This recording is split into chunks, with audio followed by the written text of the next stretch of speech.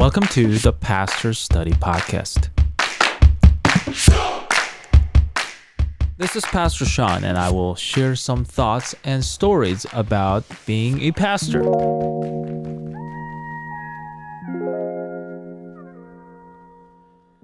So today I'm going to share a message from Daniel chapter 3, which talks about how God delivered his people.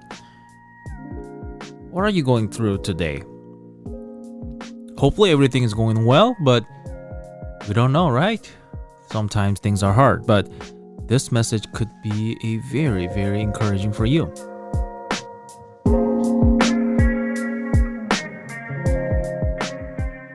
Do you happen to remember three Daniel's friends? Hananiah, Mishael, and Azariah? Do you remember their Babylonian names? Yeah, we'll be talking about them. Shadrach and Meshach and Abed-Nego.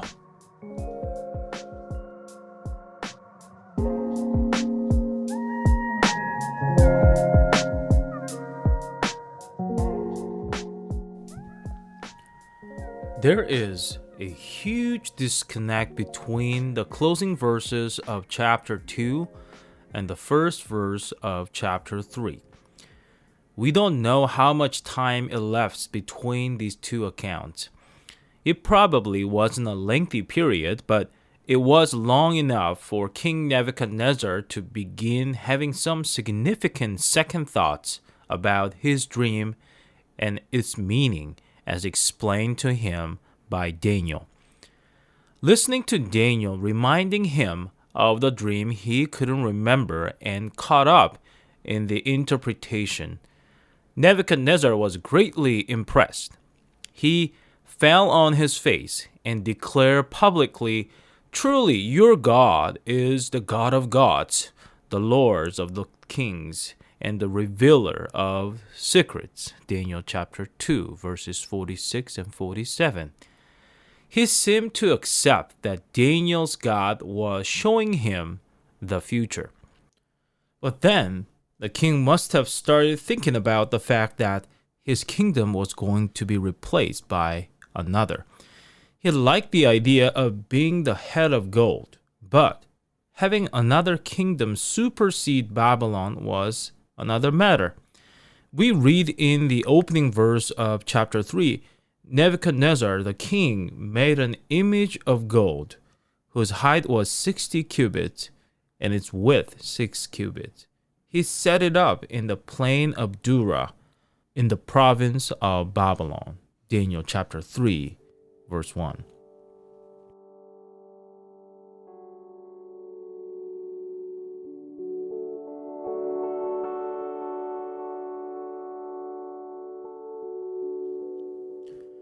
The difference between the statue Nebuchadnezzar saw in his dream and the one he erected on the plain of Dura is obvious. The statue king saw in his dream had a golden head, but the rest of it was made up of silver, bronze, iron, and clay. The statue the king set up was all gold. The statement Nebuchadnezzar was making was also very obvious. Babylon would last forever. No other kingdoms would take its place. Daniel had told the king that the stone he saw in his dream represented God's everlasting kingdom. He would supersede all the kingdoms of the earth. But Nebuchadnezzar didn't want to accept that. God had given him a message in a dream. He had been impressed at the time, but now he determined not to accept it. The statue in Daniel 2 was God's statue, but the statue in chapter 3 was Nebuchadnezzar's statue. One was God's accurate description of the future. The other was a man's expression of rebellion and resistance to God's will. The statue King Nebuchadnezzar set up was 60 cubits high and 6 cubits wide. In other words, it was 10 times as tall as it was wide. That is a rather unusual ratio. The Statue of Liberty, which is in New York, is 151 feet tall and 35 feet wide at the waist. That is slightly more than 4 times as tall as it is wide. The statue of Christ, the Redeemer, overlooking Rio de Janeiro, is approximately 98 feet tall and 28 feet wide, or some 3.5 times taller than its width. Michelangelo's famous statue David is a little more than 2.5 times taller than it is width, roughly 17 feet tall and 6.5 feet wide. But Nebuchadnezzar's golden statue is 10 times taller than its wide. A biblical cubit, it is estimated equaled 18 to 21 inches. So the king's statue would have measured some 90 to 105 feet in height and only 9 to 10.5 feet wide. It would have been an unusually skinny statue with one exception. The measurement given the Bible most likely included the base of the statue. Factoring the base of approximately 30 feet would make the statue perfectly proportionate. Nebuchadnezzar signaled its defiance of God's message with an all-gold statue. But that wasn't all. In chapter 3, verses 2 to 5 says this, King Nebuchadnezzar sent word to gather together the satraps and administrators and governors, counselors and treasurers and judges, the magistrates, and all the officials of the provinces to come to the dedication of the image which King Nebuchadnezzar had set up. So the satraps, the administrators, the governors, and counselors, and treasurers, the judges and magistrates, and all the officials of the provinces gathered together for the dedication of the image that King Nebuchadnezzar had set up. So they all of them stood before the image the king had set up.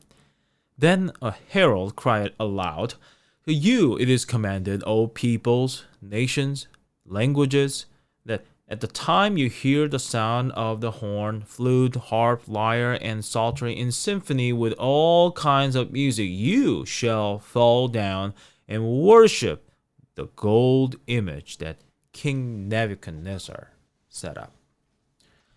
Everyone who was anyone in the kingdom and its provinces was commanded to attend the grand dedication of the golden image. And now they were asked to bow down and worship the image. If you didn't get an invitation, I'm sorry, you're a nobody with no position of prominence whatsoever in the empire. Worshipping Nebuchadnezzar's golden image signified the person's allegiance to the king. It also signified that the person was joining the king in his defiance of God's message about the future, and that he or she was choosing to worship an idol rather than the God of heaven. The counterfeit was an image of gold set up by a man, not by God. And all the rulers representing their people had to come to the plain of Dura at the command of the king. The plain of Dura was flat. You could see for miles. And this massive golden image stood out against the skyline in stark relief, shimmering as the sun glanced off the gleaming gold. No one could miss this monument to the king's glory. Not a statue with a golden head, but whole statue made of gold from head to foot. God had said to Nebuchadnezzar, Your kingdom is represented by the head of gold, but another kingdom will replace you. By his actions, Nebuchadnezzar declared, No way. I don't accept your interpretation. My way is better than your way. My kingdom, Babylon, will last forever. In fact, recent archaeological discoveries in Babylon had uncovered a clay tablet signed by Nebuchadnezzar. Archaeologists consider it to be the authentic. The tablet says, O Babylon, the delight of mine eyes, the excellency of the kingdoms, may it my kingdom Babylon last forever. Once again, the archaeologist's discovery has corroborated the testimony of the scripture. Nebuchadnezzar was determined that God's prophecy concerning Babylon would not come to pass. Notice verse 6. Whoever does not fall down and worship shall be cast immediately into the midst of a burning fiery furnace. Let's examine carefully the issues that were going on here on the plain of Dura. A powerful world ruler, Nebuchadnezzar, passed a universal decree of forced obedience. He declared, "To you it is commanded, O people, nations, and languages," in verse 4. The central issue here was what? Worship. Everyone was compelled to worship the image. For Daniel's 3 Hebrew friends, Shadrach, Meshach, and Abed-Nego, this counterfeit image stood in direct opposition to the truth of God. For them, this was a great time of trouble, greater than any they had ever experienced. Their lives were at stake. To fail to bow down meant certain death. But as we will see, these 3 Hebrews had a death-defying faith.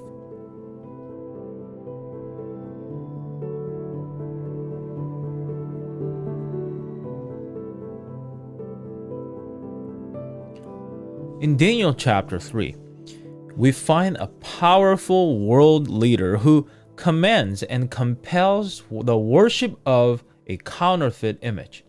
In Babylon, church and state were united. Nebuchadnezzar not only ruled politically, but he also exercised religious authority. He commanded absolute allegiance from the people. As we study the prophecies in the latter half of Daniel's book, we will see the divine predictions that a religious political power will rise at the end time and will also exercise spiritual authority and demand allegiance in opposition to God. The prophecies predict a crisis in the last days over the issue of worship and spiritual authority. God's people will face a deadly test of allegiance. The story we read here in Daniel chapter 3 not only really happened, but also illustrate the issue God's people will face at the end of time. The book of Revelation in the New Testament is the prophetic counterpart, the complement to Daniel's book in the Old Testament. Revelation declares that the issue described in Daniel will be repeated at the end of time. Speaking of this religious political power that will arise, John wrote, "He exercises all the authority of the first beast in his presence and causes the earth and those who dwell in it to worship the first beast, whose deadly wound was healed. He was granted power to give breath to the image of the beast, that the image of the beast should both speak and cause as many as would not worship the image of the beast to be killed." Revelation 13, verses 12 to 15. We'll study these verses and their symbols in the more details when we get there, but we can see from Revelation 13 that it depicts a powerful authority that causes the earth to worship an image that it has established and that decrees death to anyone who refuses to do as it commands. The issues here are the same as those on the plain of Dura. Worship the power opposed to God or be put to death. A distinct parallel exists between Daniel chapter 3 and Revelation 13. One describes an image to Nebuchadnezzar's power. The other describes an image to the beast's power. Both describes counterfeit, forced worship, representing disobedience to God. And in both cases, those who won't fall down and worship will be killed. There was a test over worship, obedience, and the commandments of God in Daniel's day. A similar test concerning worship, obedience, and the commandments of God will occur in the last days. Once again, a powerful world ruler will pass a universal decree uniting church and state. The golden image on the plain of Dura was a sign of Babylon's authority, and worship of that image constituted worship of Babylon. So also, at the time of the end, there will be a sign or mark of the authority of the church-state power, and those who refuse to go along with this church-state and worship the image it set up will face death. At that time, God's people will need to have a death-defying faith and unswerving loyalty to God like that shown by Shadrach, Meshach, and Abed-Nego. On the plain of Dura, Nebuchadnezzar commanded, "When the band plays, when you hear the music, fall on your face and worship." When all the people heard the sound of the horn, flute, harp, and lyre, and symphony with all kinds of music, all the people, nations, and languages fell down and worshipped the golden image which King Nebuchadnezzar had set up. Daniel chapter 3, verse 7. Everyone in that vast crowd surrounding the golden image fell on their faces in obedience to the king's command and worshiped the image except for 3 young Hebrew men, Shadrach, Meshach, and Abed-Nego. The officials standing near them were more than happy to report their disobedience to the king.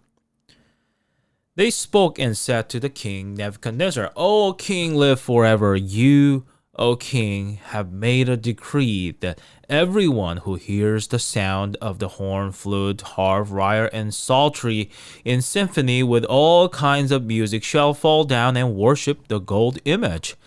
And whoever does not fall down and worship shall be cast into the midst of a burning fiery furnace. There are certain Jews whom you have set over the affairs of the province of Babylon, Shadrach, Meshach, and Abed-Nego. These men, O king, have not paid due regard to you. They do not serve your gods or worship the gold image which you have set up." The Bible says that Nebuchadnezzar's reaction to this information was rage and fury. But he was willing to take the accusation of his officials at the face value. Perhaps he suspected they were jealous of these Hebrew captives who he had elevated to positions of responsibility. Perhaps he recalled the task these 3 young men had undergone when they were being prepared to serve, and the way they had passed the test and turned out 10 times better than those who ate his food and drank his wine. Maybe Nebuchadnezzar was uneasy enough about defying God's dream that he wanted to give Shadrach, Meshach, and Abed-Nego a second chance. At any rate, he decided to hear for himself what they had to say in their defense. In this, the king showed more judgment than we should sometimes do. Have you ever heard that someone said that somebody else has said something less than positive about you? It's so easy to believe the rumor and so difficult to go to that person and find out the truth. Many problems in human relations would be solved if we follow Nebuchadnezzar's example in this.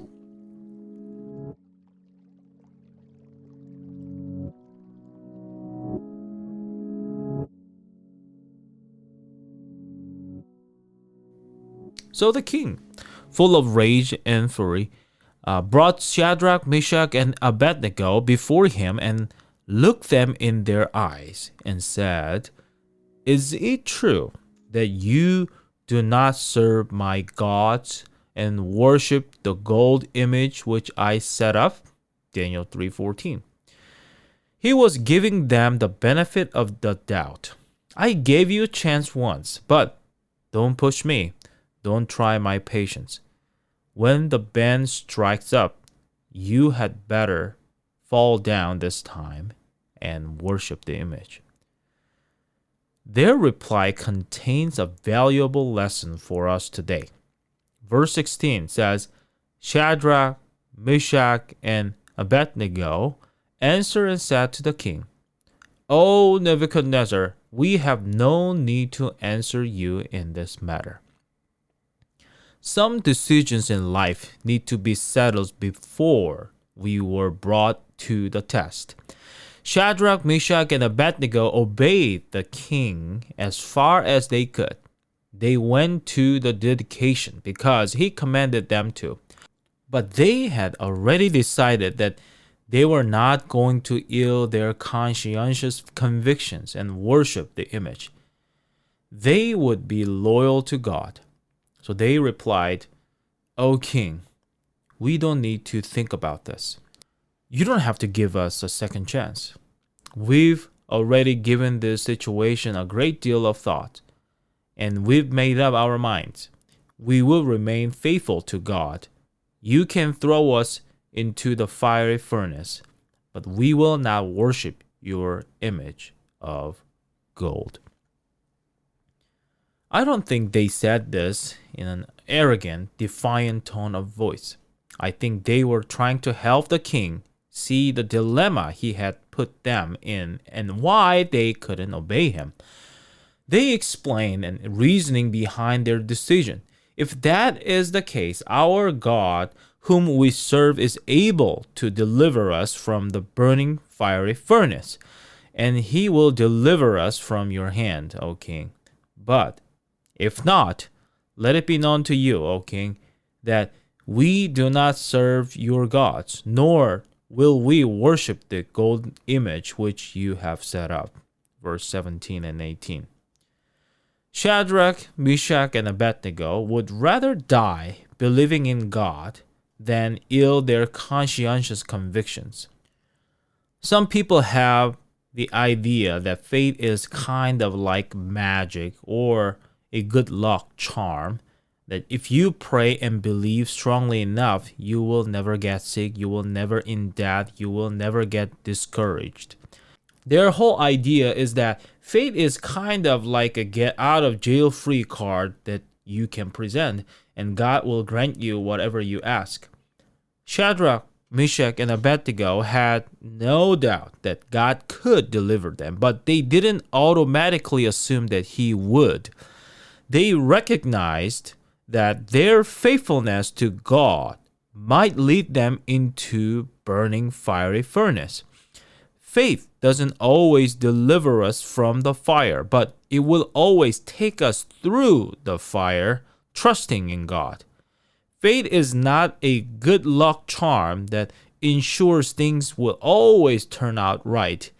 It is a strong belief that God is in control, even if things do not turn out the way we anticipated. A woman went to her pastor and said, I'm a Christian, and I believe that if I had enough faith, I would never get cancer. But when I went to see doctor, he diagnosed my problem as a rapidly growing cancer. And I began treatment. That was about 6 months ago. I've been going through chemotherapy and radiation therapy, but my cancer is not gone. It's still there. And the result is not good. My physicians have indicated that I have a short time to live. One of my friends said, if you only have enough faith, God will deliver you from the cancer. The woman told her pastor, now I have 2 problems. I have cancer, and I don't have enough faith. Although I earnestly prayed, my cancer got worse. I went back to my friend and told her that my cancer was getting worse, even though I had been asking God to deliver me from it. And she said, maybe there is some sin in your life, and that's the reason God can't heal you. Now I have 3 problems. I have a cancer, I don't have enough faith, and there is some sin in my life. And she said, by this time, I was really depressed and discouraged. I felt that I must be a terrible sinner and that God had given up on me. Then I read Daniel chapter 3 about Shadrach, Meshach, and and Abed-Nego, and how they weren't sure God would deliver them from the flames. But they were sure that God was with them as they went into the flames. Now I understand that having faith doesn't mean that things will always go well. Faith is believing that God is there even when things don't go well. That's an important lesson to learn from the experience of Daniel's three friends. When Shadrach, Meshach, and Abed-Nego refused the king's offer for a second chance to bow down and worship the image, he was even more furious than before. Then Nebuchadnezzar was full of fury, and the expression on his face changed toward Shadrach, Meshach, and Abed-Nego. He spoke and commanded that they hit the furnace 7 times more than it was usually heated. And he commanded certain mighty men of valor who were in his army to bind Shadrach, Meshach, and Abed-Nego and cast them into the burning fiery furnace. Then these men were bound in their coats and trousers and their turbans and their other garments and were cast into the midst of the burning fiery furnace. Verses from 19 to 21.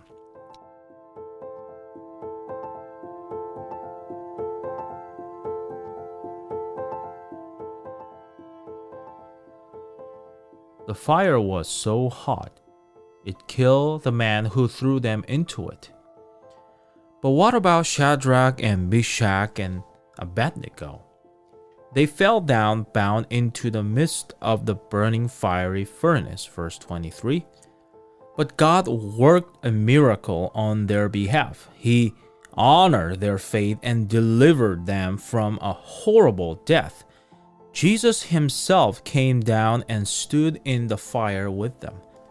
The fire that killed the man who came close enough to throw them into it merely burned away the ropes that bound them.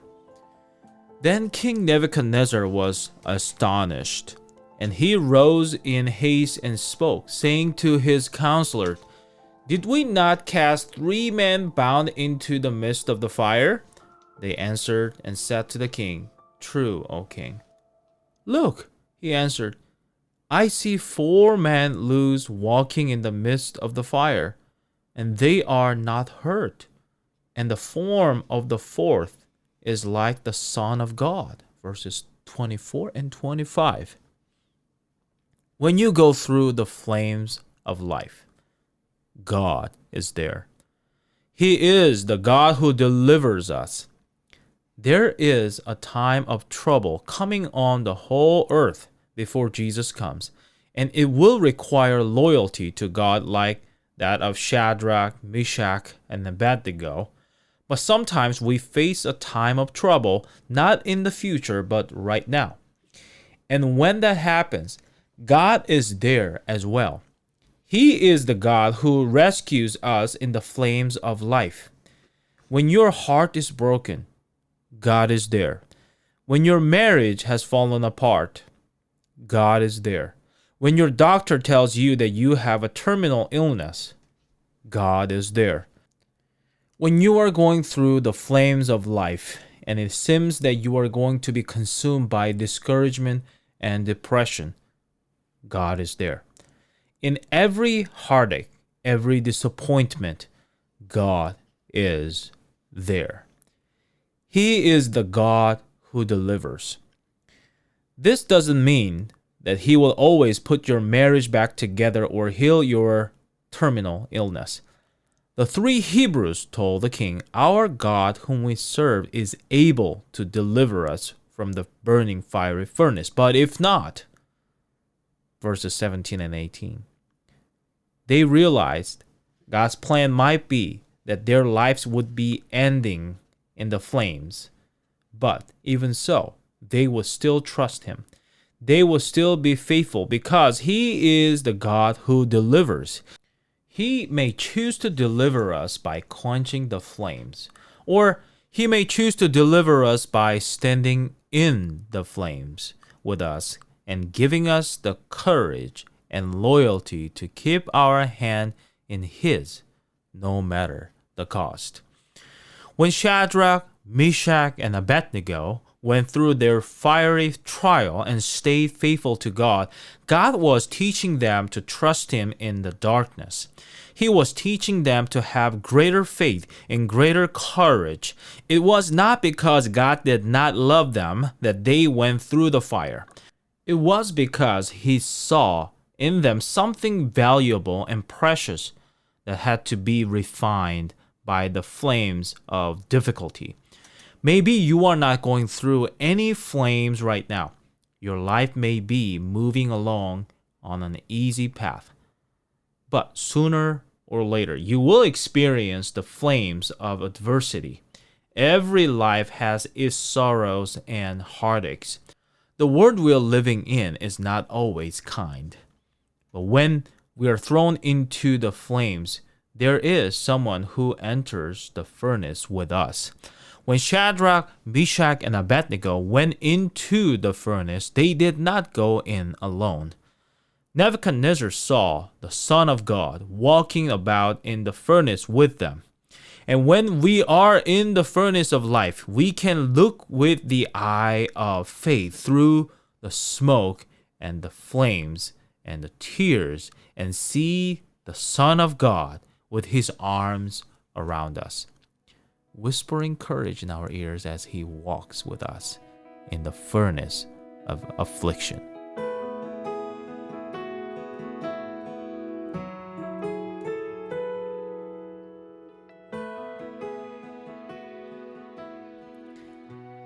Daniel 3 ends in a magnificent show of glory.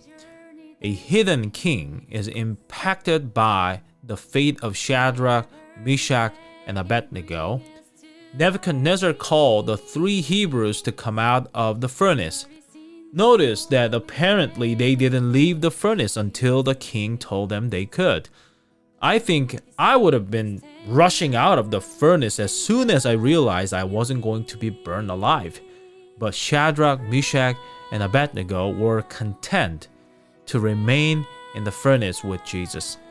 When they finally did emerge from the furnace, the king and all the officials nearby saw these men on whose bodies the fire had no power. The hair of their head was not singed, nor were their garments affected, and the smell of fire was not on them. Verse 27. What a testimony to the God who delivers. The fire had killed those men who threw them into the furnace, but it wasn't able to even singe the hair on their heads.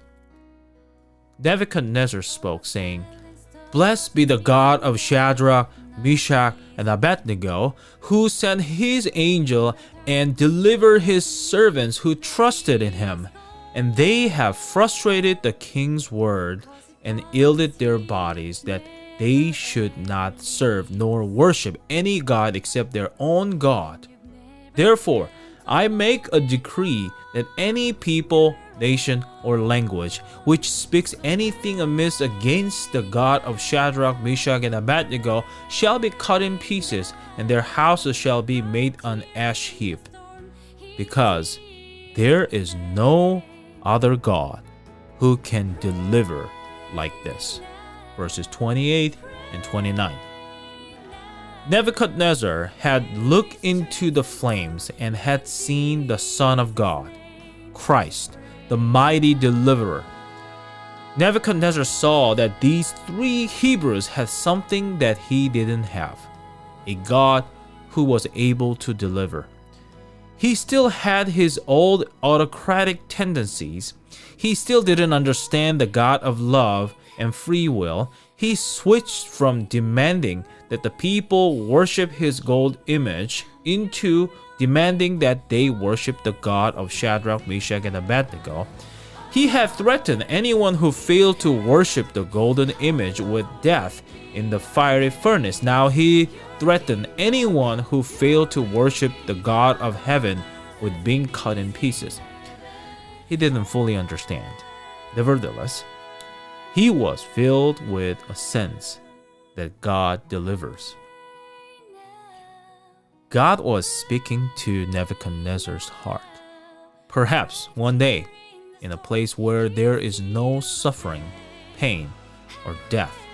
The king will be walking on the streets of gold with Shadrach, Meshach, and Abed-Nego, remembering that long ago time on the plain of Dura, when he had them thrown into the fiery furnace, and how God had delivered them. If so, it will be because of their faithful witness and their loyalty to God. We need to have the courage of our convictions like them to serve God no matter the cost.